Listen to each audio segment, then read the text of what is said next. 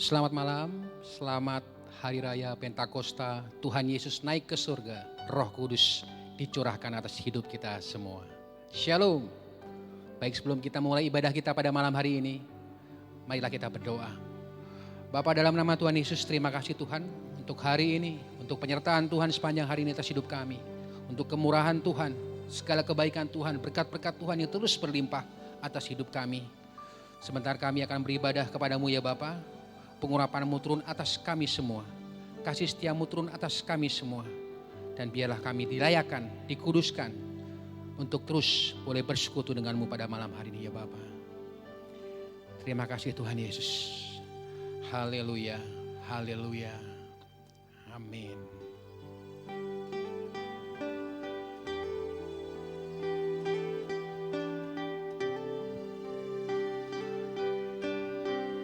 Haleluya, ku menyembah dalam kudus hadirat-Mu, hampiri tahta kasih karunia-Mu Bapa. Kami percaya kekuatan kami hanya di dalam hadirat-Mu Tuhan.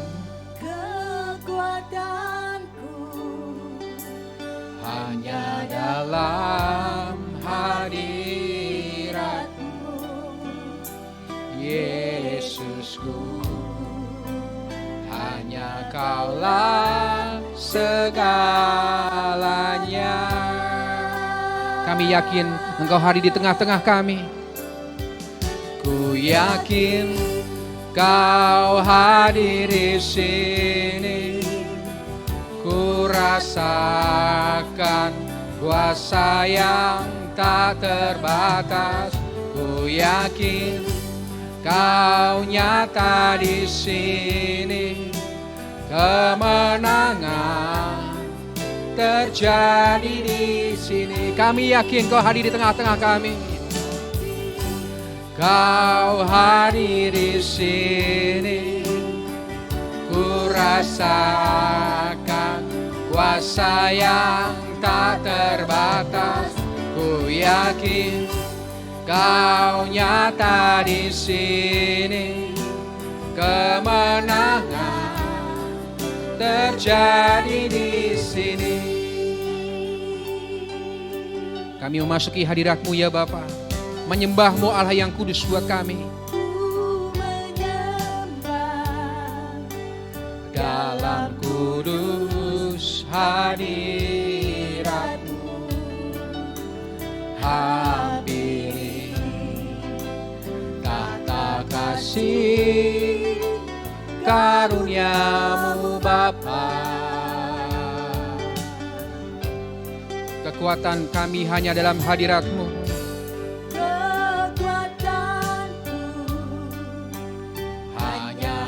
Dalam hadirat-Mu, Yesusku. Hanya Kaulah segalanya. Oh, ku yakin Kau hadir di sini, ku rasakan kuasa yang tak terbatas. Ku yakin Kau nyata di sini, kemenangan terjadi di sini. Kami yakin Kau hadir di tengah-tengah kami. Kau hadir di sini, ku rasakan kuasa yang tak terbatas. Ku yakin Kau nyata di sini, kemenangan. Dengan perlahan-lahan katakan di hadapan Tuhan, ku yakin Kau hadir di sini, ku rasakan kuasa yang tak terbatas. Ku yakin Kau nyata di sini, kemenangan terjadi di sini. Kami yakin Kau hadir di tengah-tengah kami. Oh, ku yakin Kau hadir di sini.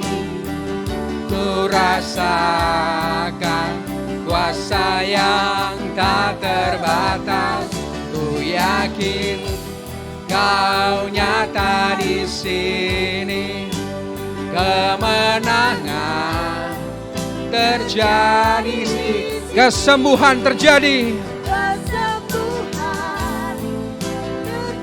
Katakan kelepasan. Kelepasan terjadi di sini. Kita berikan sorak-sorai yang paling meriah buat Allah kita. Haleluya.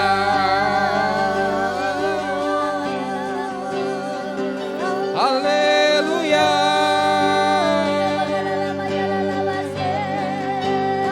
Kami menyembah-Mu. Haleluya. Ya lama-lama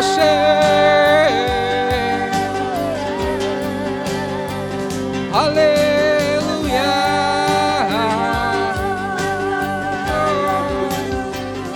Haleluya. Lama-lama.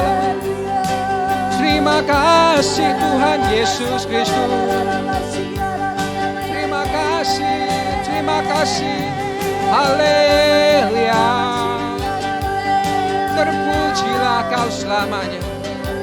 Lama-lama. Haleluya. Kami menyembah-Mu, kami memuji-Mu, sebab Kau Allah yang besar, Kau Allah yang layak disembah. Oh haleluya. Haleluya. Lama-lama. Terima kasih. Haleluya. Lama-lama.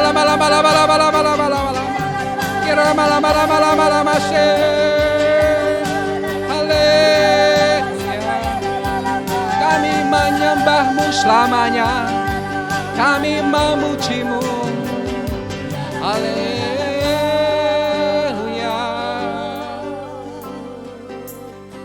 Haleluya.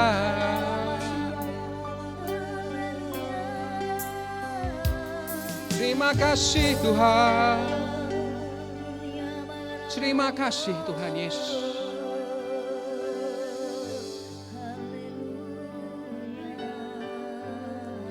Bapa, kami mengucapkan syukur untuk malam hari ini Tuhan. Kami boleh beribadah kepadamu, Allah yang maha mulia, Allah yang maha besar, Allah yang luar biasa, Allah di atas segala-galanya, Allah yang kami sembah di dalam nama Tuhan Yesus. Malam hari ini juga Tuhan, kami percaya, kami yakin Engkau hadir di tengah-tengah kami Tuhan. Dan kami percaya, jika Engkau hadir di tengah-tengah kami, kemenangan pasti terjadi, kesembuhan pasti terjadi, bahkan kelepasan pasti terjadi di tengah-tengah kami. Terima kasih Tuhan Yesus Kristus untuk kehadiran-Mu.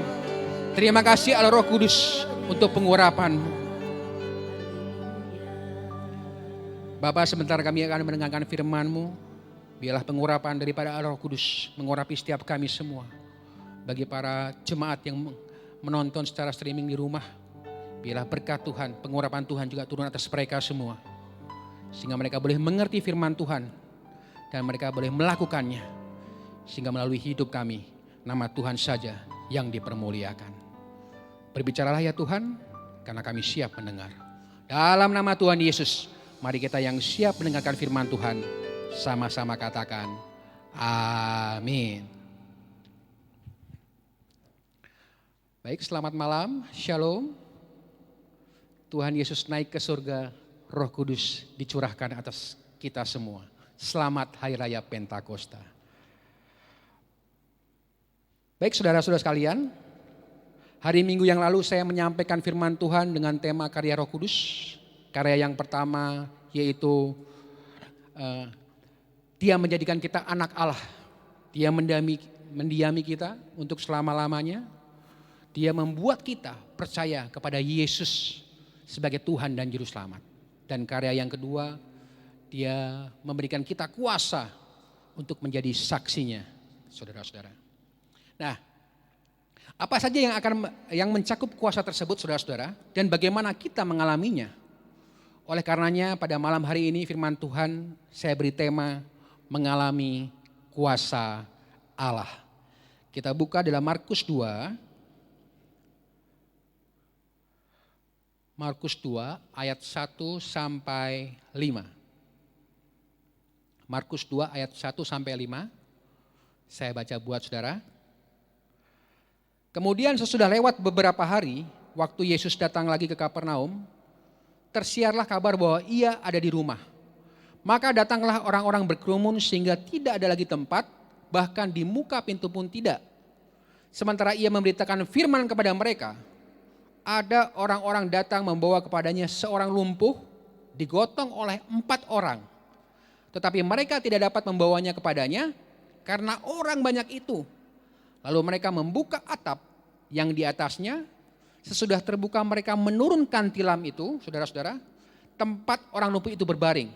Ayat 5, ketika Yesus melihat iman mereka, berkatalah ia kepada orang lumpuh itu, hai anakku, dosamu sudah diampuni. Ayat 12, Markus 2 ayat 12.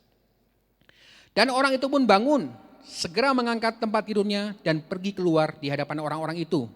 Sehingga mereka semua takjub, lalu memuliakan Allah katanya, yang begini belum pernah kita lihat. Amin. Saudara, Alkitab tadi mencatat kemanapun Yesus pergi, baik ke kota maupun ke desa, dia selalu melakukan mujizat dan tanda-tanda ajaib yang membuat orang-orang menjadi kagum. Sehingga saudara-saudara muncul dari mulut mereka bahwa yang begini nih belum pernah kita lihat. Dan saya percaya Bapak Ibu Saudara sekalian, sampai hari ini pun kita bisa mengalami kuasa mujizat Allah jika kita sungguh-sungguh beriman kepada Yesus, karena Allah bekerja melalui beberapa cara. Yang pertama, saya melihat di sini ada kuasa firman. Markus 1 ayat 2 tadi dikatakan, maka datanglah orang-orang berkerumun sehingga tidak ada lagi tempat, bahkan di muka pintu pun tidak. Sementara apa? Ia memberitakan firman kepada mereka. Ada orang-orang datang membawa kepadanya seorang lumpuh. Saudara-saudara, kemanapun Yesus pergi, selalu dia memberitakan firman. Berupa Injil keselamatan, berupa kabar baik, berupa Injil kerajaan. Supaya orang-orang bertobat dan percaya kepada Yesus. Bahwa Bapa yang di surgalah yang mengutus Yesus dan dia diselamatkan. Saudara, kenapa firman itu sangat penting? Ya, karena firman memberikan kekuatan kepada orang yang lemah. Firman memberikan penghiburan kepada orang yang susah. Firman juga menyembuhkan kepada orang-orang yang sakit.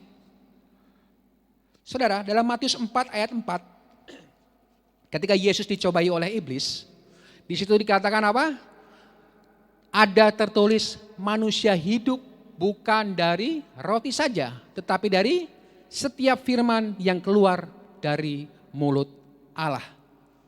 Saudara, Alkitab tadi mengajarkan firman adalah makanan rohani yang penting untuk membangun iman dan roh kita.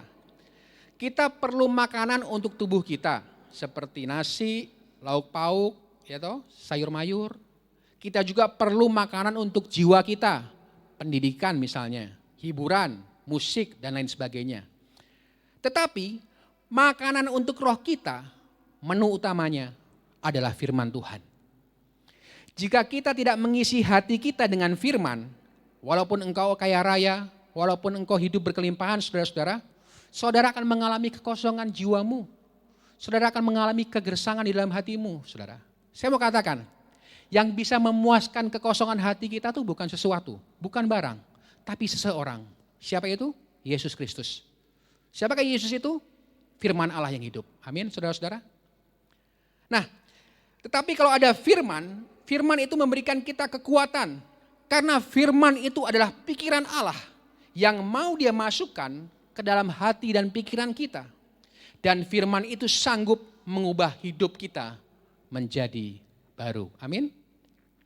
Saudara, saya tidak pernah dengar kesaksian atau dengar testimoni ada orang yang dulunya penjahat bertobat cuma gara-gara baca buku matematika, fisika dan kimia alias mafia, saudara-saudara.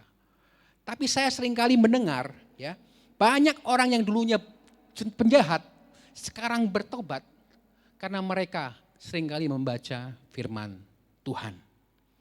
Karena di dalam firman ada kuasa yang mengubahkan hidup. Amin. Saudara-saudara, saya teringat satu kali ada seorang tahanan yang dia kabur dari penjara. Dia dikejar-kejar oleh polisi, saudara-saudara. Kejadiannya di Jakarta. Lalu orang ini karena dikejar-kejar polisi dia lari-lari, saudara-saudara. Dia sembunyi masuk ke Stadion Gelora Bung Karno, ke Senayan, saudara-saudara. Karena dipikirnya ada pertandingan sepak bola.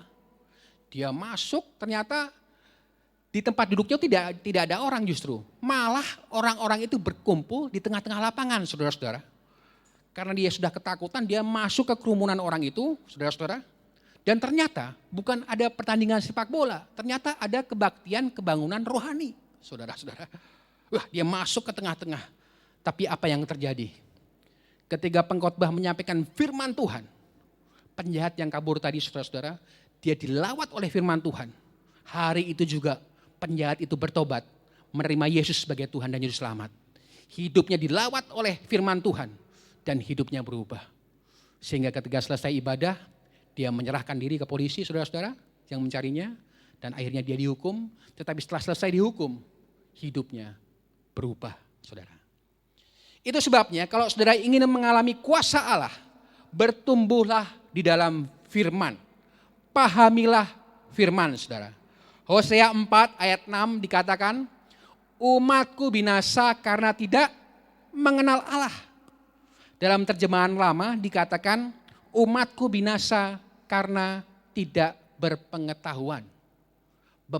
Berpengetahuan atas apa? Atas firman Tuhan, saudara. Orang yang tidak mengerti firman, bagaimana mungkin imannya bisa bertumbuh, betul? Saudara, saya satu kali teringat, ada seorang guru sekolah minggu yang kaget karena tiba-tiba Bapak Gembala atau pendetanya itu masuk ke ruangan sekolah minggu di mana dia sedang mengajar anak-anak sekolah minggu. Lalu Pak Pendeta ini ngomong sama guru sekolah minggunya, "Misi ya Bu, saya pengen tahu sejauh mana mereka mengenal firman Tuhan, sejauh mana mereka tahu firman Tuhan." "Oh silakan Pak." Lalu si Bapak Pendeta ini ngomong, "Shalom, selamat pagi anak-anak." "Pagi Om," katanya. Ya, ini Om Pendeta mau tanya nih anak-anak, oke. Siapa di antara anak-anak yang tahu siapakah tokoh Alkitab yang merobohkan tembok Yeriko? Semua terdiam, saudara-saudara. Karena terdiam, akhirnya Bapak Pendeta menunjuk anak yang paling besar di belakang, saudara-saudara. Coba kamu itu yang di belakang, siapa yang menghancurkan tembok Yeriko? Dan si anak yang belakang kaget, saudara-saudara. "Oh bukan saya Om, bukan saya Om." Mendengar penjelasan si anak itu, Pak Pendeta bingung, saudara-saudara. Lalu Pak Pendeta ini berbicara dengan ibu guru sekolah minggu, "Bu, bagaimana ini?" "Pak Pendeta, mohon maaf nih ya, mohon maaf. Saya juga tidak tahu siapa yang menghancurkan tembok itu. Tapi setahu saya, anak itu anak yang baik, bukan dia yang menghancurkan tembok itu." Pendetanya saudara-saudara tambah pusing, saudara-saudara. Akhirnya pendetanya mengumpulkan seluruh majelis, seluruh pekerja di gereja itu sore harinya. Dia kumpulkan, dia meetingkan, dia sharekan ke seluruh majelis penatua, aktivis, pekerja di gereja itu. Lalu dia ceritakan dan semua terdiam. Sampai akhirnya ada satu penatua majelis yang paling tua angkat bicara, saudara-saudara. Lalu dia bilang sama pendeta yang tadi, "Sudah Pak, masalah tembok yang roboh tidak usah dibicarakan lagi. gereja punya dana yang besar. Besok kita panggil tukang, kita perbaiki tembok yang roboh itu, saudara-saudara. Dan tidak lama pendetanya pingsan, saudara-saudara. Ya saudara, kalau engkau punya jemaat, ya, punya majelis seperti ini, waduh, kacau balau, saudara-saudara. Tuhan ingin agar kita tahu bahwa kebenaran firman itu harus mengubah kehidupan kita. Itu sebabnya saudara-saudara, setiap hari mari kita bertumbuh di dalam pembacaan firman. Amin. Nah saudara, yang pertama kita melihat ada kuasa firman. Yang kedua, saya melihat di sini ada kuasa persatuan. Alkitab tadi mencatat ketika Yesus sedang mengajar orang dengan firman, ada 4 orang bersama-sama menggotong seorang lumpuh untuk datang kepada Yesus. Tetapi karena orang berdesak-desakan, ya, berkerumunan terlalu banyak, akhirnya mereka tidak bisa masuk lewat pintu depan, saudara-saudara. Ya, memang kalau kita mau ketemu Yesus, selalu ada tantangan, selalu ada halangan, ya kan? Kalau kita ketemu setan, wah, saudara-saudara, gampang banget, ya toh. Tapi berusahalah, ya, berupayalah supaya engkau bertemu dengan Yesus. Amin. Karena ketika engkau bertemu dengan Yesus, hidupmu tidak akan pernah sama lagi. Amin. Nah saudara-saudara, ketika orang ini menghadapi hambatan, mereka tidak putus asa. Mereka bersama-sama kompak, ya kan? Naik ke atap, mereka 4 orang, satu visi, satu tujuan, menurunkan orang yang lumpuh itu, saudara-saudara. Ya, dan akhirnya orang itu mengalami mujizat. Saudara bisa bayangkan, kalau keempat-empatnya egois, mementingkan diri sendiri, yang satu pengen lewat pintu samping, yang satu pengen lewat pintu depan, wah enggak ketemu saudara-saudara. Ya kan? Justru ada persatuan, ada kesehatian, akhirnya mereka mengalami mujizat Tuhan. Mazmur 133 berkata, sungguh alangkah baiknya dan indahnya apabila saudara-saudara diam bersama dengan rukun, ya kan? Sebab kesanalah Tuhan memerintahkan berkat kehidupan untuk selama-lamanya. Kalau saudara ingin diberkati Tuhan, kita harus mengerti ada kuasa di dalam persatuan. Amin. Nah saudara, kesatuan bukanlah keseragaman. Kesatuan adalah bisa bekerja sama di tengah-tengah keanekaragaman. Ya. Dan inilah yang ditunjukkan oleh 4 orang tadi, saudara-saudara. Mereka menggotong orang yang sakit lumpuh tadi, ya, dan Tuhan sembuhkan. Tuhan juga ingin kita bersatu untuk melayani Tuhan, saudara-saudara. Jangan hidup bagi diri kita sendiri. Amin. Bersatu kita teguh, bercerai kita runtuh. Dalam Matius 18 ayat 10, firman Tuhan berkata, Matius 18 ayat 19, Matius 18 ayat 19 firman Tuhan berkata, dan lagi aku berkata kepadamu, jika 2 orang daripadamu di dunia ini sepakat meminta apapun juga, permintaan mereka itu akan dikabulkan oleh Bapakku yang di surga. Kalau kita sepakat minta apa saja, Bapa Surgawi akan memberkati kehidupan kita. Karena itu saudara-saudara, usahakan persatuan, ya, dengan keluarga kita, di gereja, di lingkungan masyarakat. Saya percaya jika kita bersatu, maka Allah akan memberkati kita, akan melimpahkan kuasanya. Amin. Yang ketiga, yang terakhir, saya minta pemain musik untuk maju ke depan.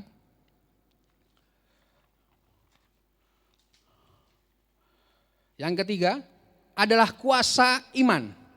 Markus 2 ayat 5 tadi dikatakan, ketika Yesus melihat iman mereka, berkatalah ia kepada orang lumpuh, hai anakku, dosamu sudah diampuni. Yesus melihat iman mereka, saudara. Dari mana Yesus melihat iman mereka?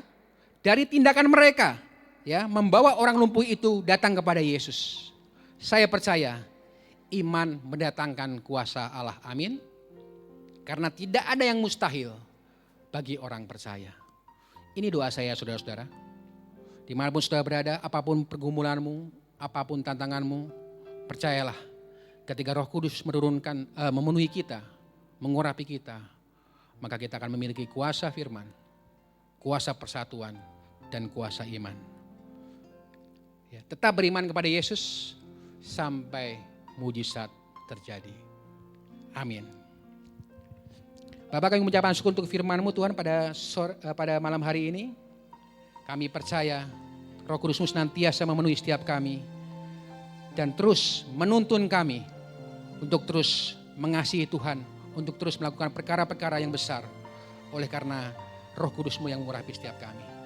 Terima kasih Bapa, kami percaya Allah menyatakan kuasa-Nya melalui kuasa firman-Nya, melalui kuasa persatuan, dan melalui kuasa iman. Terima kasih untuk firman-Mu yang sudah memberkati kami setiap kami. Hamba-Mu juga berdoa untuk jemaat yang beribadah di rumah-rumah saat ini Tuhan.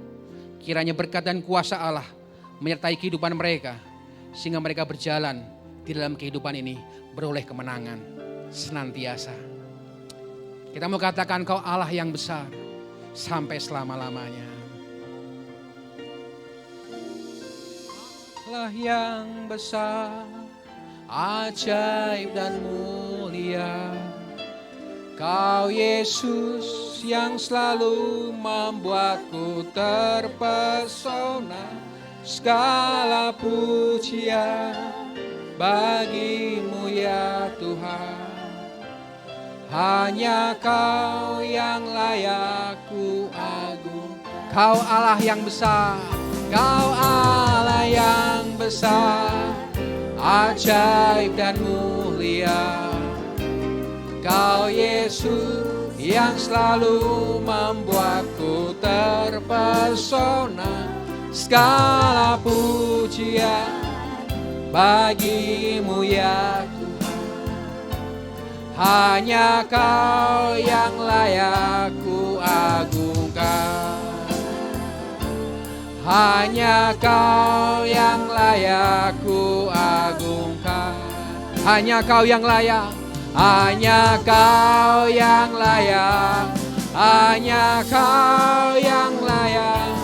Hanya Kau yang layak ku agungkan. Kami mengucapkan syukur dan terima kasih untuk ibadah pada malam hari ini ya Bapa.